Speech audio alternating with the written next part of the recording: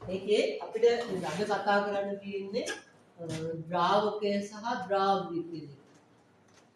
ද්‍රාව්‍ය හා ද්‍රාවකය මතක ලියන්නත්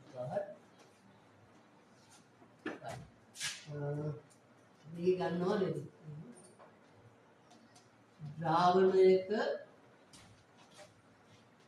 කොටස් කිහිපයකි. මේක අපි ගන්නවා පළවෙනි එක ද්‍රාව්‍ය. උඩ අඩු වෙන්නේ නැති සංඝටකයක් කෙටියෙන්. අඩු වෙන්නේ නැති සංඝටකය. ඒක තමයි ද්‍රාව්‍ය කියලා කියන්නේ. ඊළඟට ද්‍රාවකය. වැඩියෙන් ඇති සංඝටකය. ඊළඟ ද්‍රාවණය. ඒ කියන්නේ ද්‍රාව්‍යය හා ද්‍රාවකයේ එකතු. උදාහරණ දෙකම ලියන්නේ උදාහරණ හරි ලුණු ධන ජලය හැදෙනවා ලුණු ද්‍රාවණය. අදලේ කටවල දාගන්න. එතන මාත්‍රිකාව ගත්තේ ද්‍රාව්‍ය සහ ද්‍රාවකය. ද්‍රාවණයක කොටස් කිහිපයකි. පළවෙනි එක ද්‍රාව්‍යය. එයා අඩු වෙන්නේ නැති සංඝටකය. දෙවෙනි එක ද්‍රාවකය වැඩියෙන් නැති සංඝටකය. තුන්වෙනි එක ද්‍රාවණය. ද්‍රාවණය කියන්නේ ද්‍රාව්‍ය සහ ද්‍රාවකයේ එකතුව. උදාහරණයක් කියන ලුණු සහ ජලය. එහෙනම් ලියුවා අනිත් පැත්තට මම කරන නිසා ලියන්න හරි මාත්‍රි. අකුරු ගන්න බැරිව ඉන්නේ ඒ දැන් ඉස්තෙන් තියන්නේ. අකුරු ගැන වදන මම කියනකොටම ලියන්න එතකොට ගන්න පැහැදිලිව.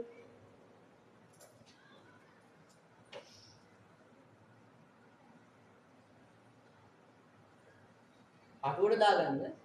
ඔකේ තියන්න බෑ.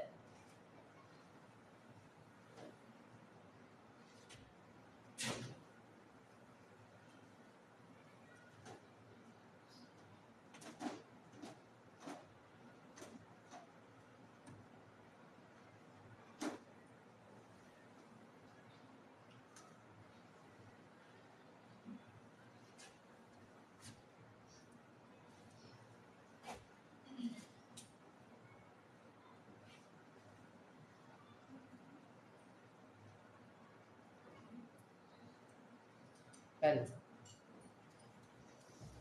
මේක ලියන්න බැරුණා ඉස්සෙල්ලා තියාගන්න මම වීඩියෝ එක දානවා පුරුදුකට. පොඩි අලුපාඩු ටික හදාගන්න. පස්සේ මේක හෙටම ලියන්නත් නෑ සතියක් දෙන්නවා. ඒක පොඩ්ඩක් කවුරු ලියුවා අමස් කරනවා. හැබැයි පන්තියේ නොලියා ඉන්න බෑ. අනිවාර්යෙන් පොඩ පොඩ්ඩක් ලියන්න. ඊළඟ පුතා අපි ගන්නවා මාතෘකාව ගන්න ද්‍රාව්‍යතාවය. හරි. පොතරින් තරුවකුත් දාගන්න අනිවාර්යෙන් විභාගෙට අහන්න පුළුවන් එකක්. පොත දෙකක් දාගන්න. ඒක ඉස්සෙල්ලාම අපි ගන්නවා අර්ථ දැක්වීම. මේ ගොඩක් වැදගත් මීට කලින් සාමාන්‍ය විභාගය අහලා තියෙනවා. හරි. ඒකෙදි කියන්නේ උෂ්ණත්වයකදී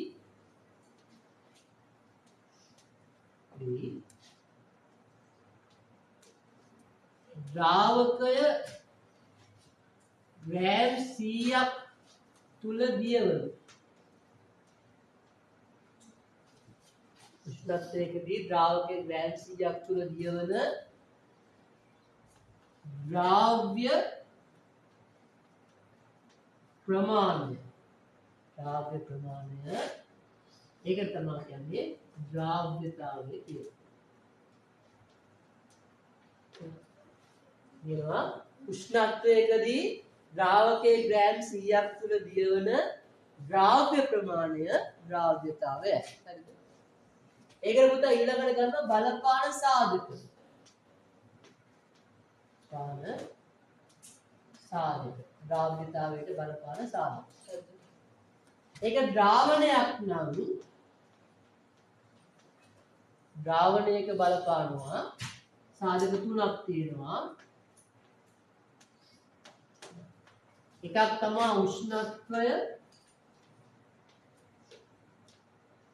ඊළඟ ද්‍රාවකයේ ස්වභාවය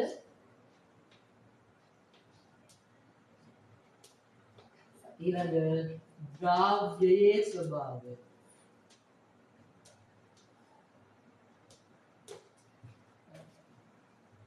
ද්‍රාවණයක නම් ඔය සාධක තුන මත තමයි ද්‍රව්‍යතාවය රඳා පවතින්නේ. වායුවක නම් ඒක රඳා පවතිනවා එකක් උෂ්ණත්වය මත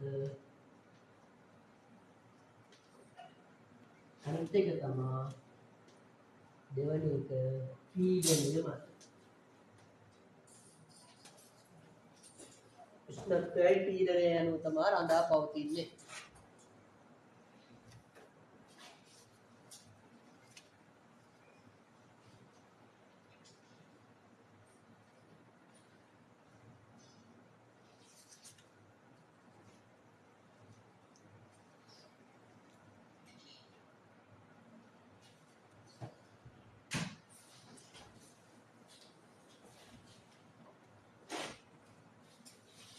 ඊළඟ මාතෘකාව කියනවා ද්‍රාවක හා ද්‍රව්‍ය ආකාර.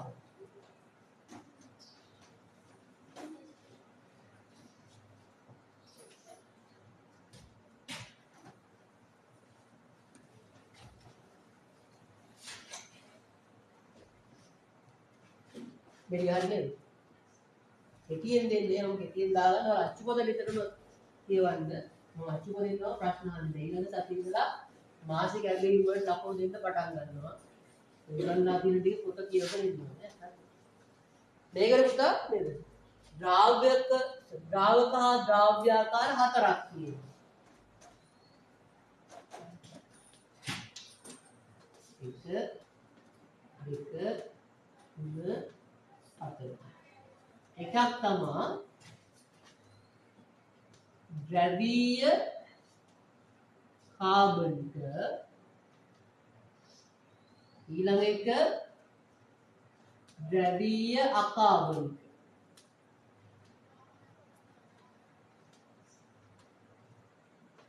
ඊළඟ නිර්ද්‍රවීය කාබනික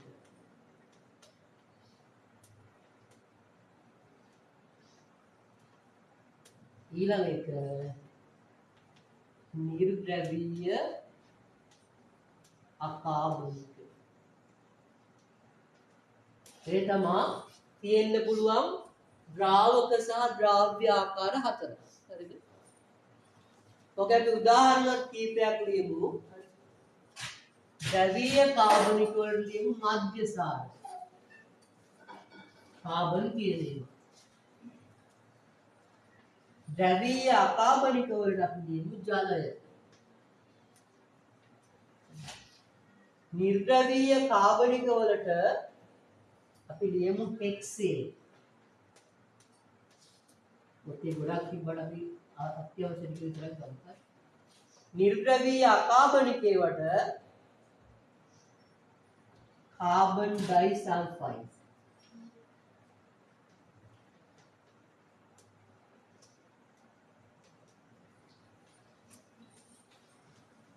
ඔය තමයි ප්‍රධාන කාබනික සහ අකාබනික ද්‍රව්‍ය හතරේ ඔය වෙනවා.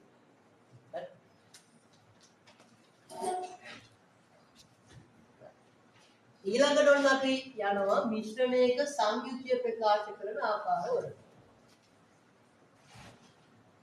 මිශ්‍රණයක සංයුතිය මේ ඔක්කොම දැනට කියලා දීලා නේද ඔක්කොම කරලා තියෙන්නේ.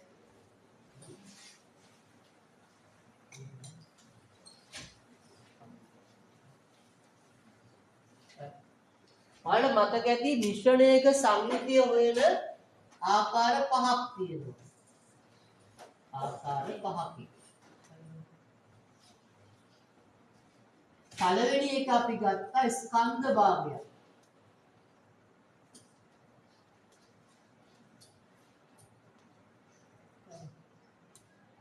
දෙවැනි එක අපි ගත්තා පරිමා භාගය.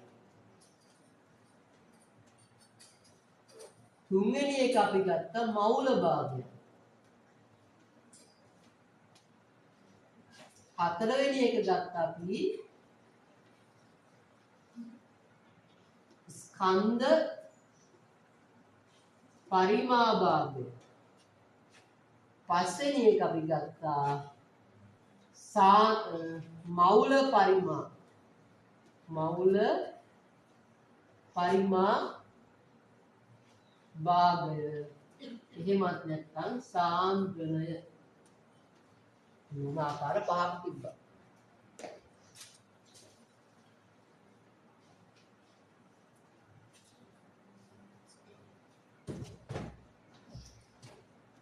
මේක අපි ස්කන්ධ භාගය ගත්තේ පුතා සලකන ස්කන්ධය.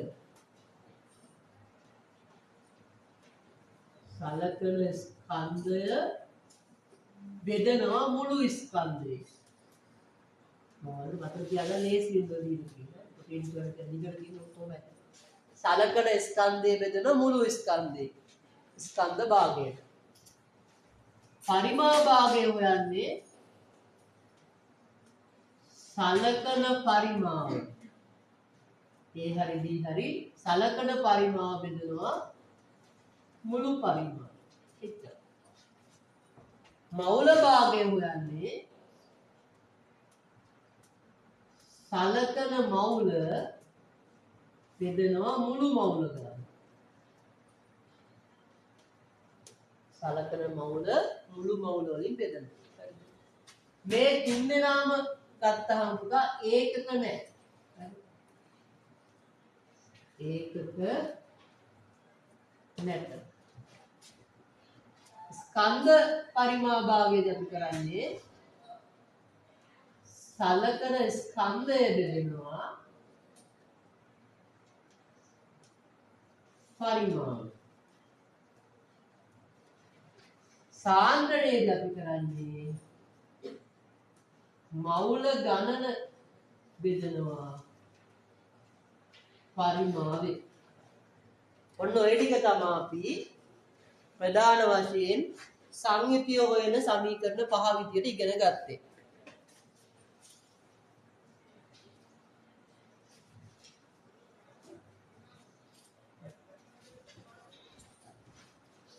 මේකෙදි පුතාලට මතක ඇති ස්කන්ධ භාගය ගන්නකොට අපි A සහ B කියලා දෙන්නෙක් තිබ්බා. ඒකෙන් සලකන කෙනා A නම් A වල ස්කන්ධය උඩට ගත්තා, මුළු ස්කන්ධය යටට ගත්තා. පරිමා භාගයේදී A සහ B කියලා දෙන්නෙක් ඉන්නවා නම් A වල පරිමාව සලකනවා නම් ඒ පරිමාව බෙදුවා මුළු පරිමාව. මෞල භාගය හොයනකොට A සහ B කියලා දෙන්නෙක් ඉන්නවා නම් A වල සැලකුවොත් යටට ගත්තා මුළු පරිමාව. ස්කන්ධ පරිමා අනුපාතය හොයනකොට අපි A වල ස්කන්ධය සලකනවා නම් යටට ගත්ත මුළු පරිමාව. මෞල පරිමා අනුපාතය හොයනකොට A කියලා කියනවා නම් ඊළඟට අපි දැන් අවසාන පස්වෙනි එක විදියට කතා කරන්නේ සාන්ද්‍රණය කියන එක. ඔය සාන්ද්‍රණය කියන එක ටිකක් වැදගත්. හරිද? ඒක මෙතන ගන්නවා සාන්ද්‍රණය කියන. හරි. මාතෘකාවක්, කෙටි මාතෘකාවක්. යාළුවෝ ඉංග්‍රීසි සංකේතයේ C අපු. C කියලා දාන්න.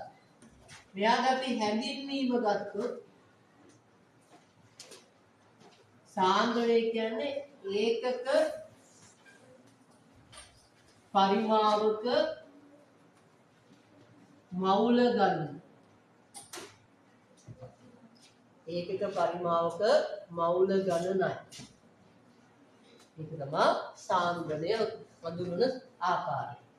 ඊට පස්සේ ඒකේ සමීකරණය ගත්තොත්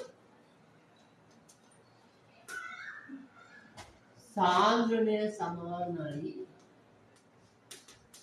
මෞල බෙදීම පරිමාව. අපි සංකේත වලින් C සමානයි simple in බෙදීම V. මේකේ ඒකකය ගත්තොත් ඒකක C වල සාන්ද්‍රණ ඒකකයේ MOL DM ඍණ 3 ඝන ඩෙසිමීටරයට මවුල සාන්ද්‍රණ ඒකකය. N වල මවුල එහෙම නැත්නම් මෝල්. V වල ඝන ඩෙසිමීටර්. ඔය ටික තමයි ඒකට ඉන්නේ ඔය සාන්ද්‍රණයට අදාළව.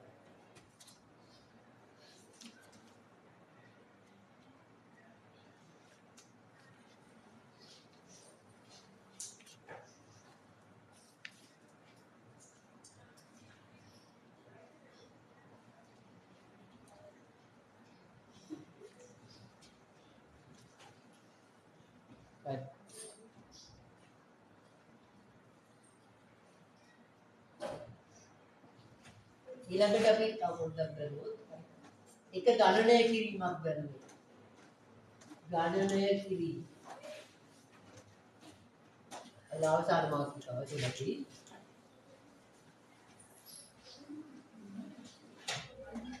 ගණනය කිරීම උදාහරණයක් අපි දෙමු. හරි.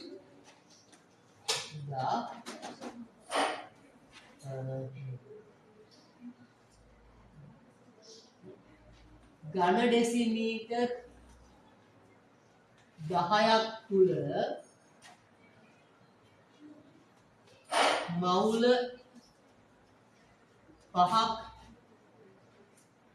ඇත්නම් එහි සාන්ද්‍රණය කොපමණද?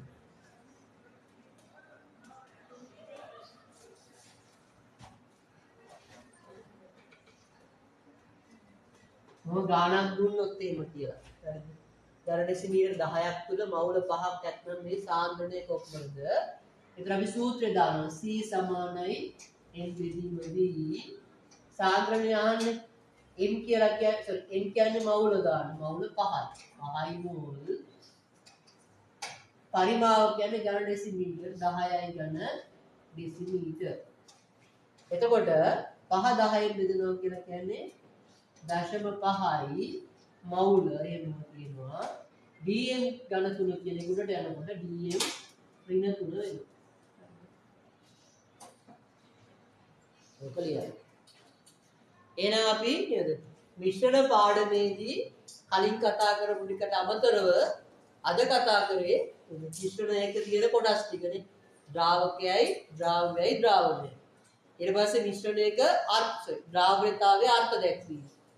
ඊළඟ ද්‍රාව්‍යතාවයට බලපාන සාධක දෙකයිනේ. සාධක වර්ග දෙකයිනේ. ද්‍රාවකයේ නම් උෂ්ණත්වයයි ද්‍රාව්‍යයේ ස්වභාවයයි ද්‍රාවකයේ ස්වභාවයයි. වායුවක නම් උෂ්ණත්වයයි පීඩනයයි. ඊට පස්සේ සංයුතිය වන සමීකරණ පහයි. ස්කන්ධ භාගයක්, පරිමා භාගයක්, මවුල භාගයක්, ස්කන්ධ පරිමා භාගයක් සහ සාන්ද්‍රණය මවුල පරිමා භාගයක්. එකෙන් වැදගත් එකක් උනේ අර සාන්ද්‍රණය වුණ එක. සාන්ද්‍රණය කියලා කියන්නේ ඒකක පරිමාවක මවුල ගන්න. ඒක වෙන සූත්‍රය තමයි සාන්ද්‍රණය සමානයි මවුල ගණන බෙදීම පරිමාව. ඉංග්‍රීසි සමීකරණය තමයි C සමානයි n බෙදීම v. ඒකකේ තමයි මවුල ඝන ඩෙසිමීටරයට. අපි ඊළඟ දවසේ කතා කරන්න තියෙන්නේ ඔය මිශ්‍රණයක සංඝටක වෙන් කරන ක්‍රම ටික සහ ඒකේ ආර්ථික ප්‍රයෝජන ටික අපි ඊළඟ සමසේ බලමු.